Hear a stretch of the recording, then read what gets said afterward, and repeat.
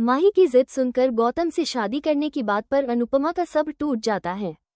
वो गुस्से में आकर सबके सामने माही को एक जोरदार थप्पड़ मार देती है। सीरियल अनुपमा का आने वाला एपिसोड बेहद इमोशनल और धमाकेदार होने वाला है, क्योंकि अब कहानी एक नए मोड़ पर पहुंच चुकी है।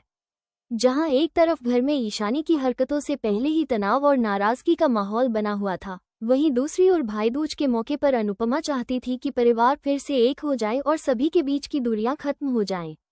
भाईदूज का त्योहार शुरू होता है और सब लोग एक दूसरे को टीका करने की तैयारी में जुटे होते हैं।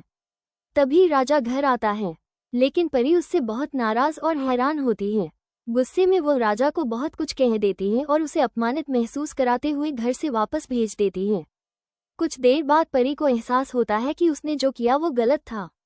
वो सबके सामने माफी मांगती है और कहती है कि उसे राजा से इस तरह बात नहीं करनी चाहिए थी, लेकिन उस वक्त वो बहुत भावुक हो गई थी। उधर तोशु भी अपने परिवार के साथ टीका करने से मना कर देता है।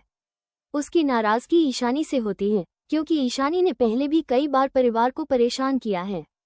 ये सुनकर ईशानी की मां भी भड़क जाती है और तोशु को जवाब देती है, आप तो चुप ही रहिए। आपने जो कुछ किया है वो हम सबको मालूम है, लेकिन इसका मतलब ये तो नहीं कि रिश्ते तोड़ दिए जाएं।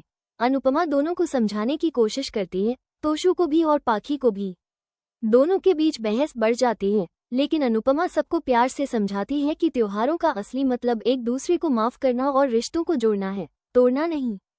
आखिरकार सभी शांत हो जाते हैं और फैसला लेते हैं कि वे कोठारी मेंशन जाकर माफी मांगेंगे और रिश्तों को फिर से जोड़ने की कोशिश करेंगे। जब सभी कोठारी मेंशन पहुंचते हैं तो वहां एक नया तमाशा देखने को मिलता है। अंश साफ मना कर देता है कि वो माही से टीका नहीं करवाएगा। वो गुस्से में कहता है कि माही उसके करियर को बर्बाद करने पर तुली है और उसे धोखा दे रही है।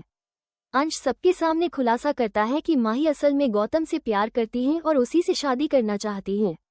माही भी यह बात स्वीकार कर लेती है, जिससे सभी हैरान रह जाते हैं। माही के इस कबूलनामे के बाद माहौल गर्म हो जाता है। हर कोई सवाल उठाने लगता है, कोई गौतम से तो कोई माही से।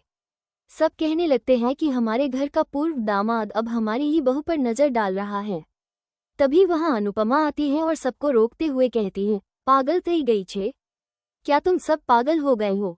वसुंधरा जी यह सुनकर आग बबूला हो जाती हैं और कहती हैं, आप यहाँ क्यों आए हैं?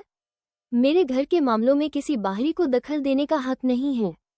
कृपया हमारे निजी मामलों से दूर रहें। वहीं पराग भी ताना मारता है, आप तो मुंबई जा रही थी, फिर लौटकर यहाँ क्यों आई हैं? अब क्या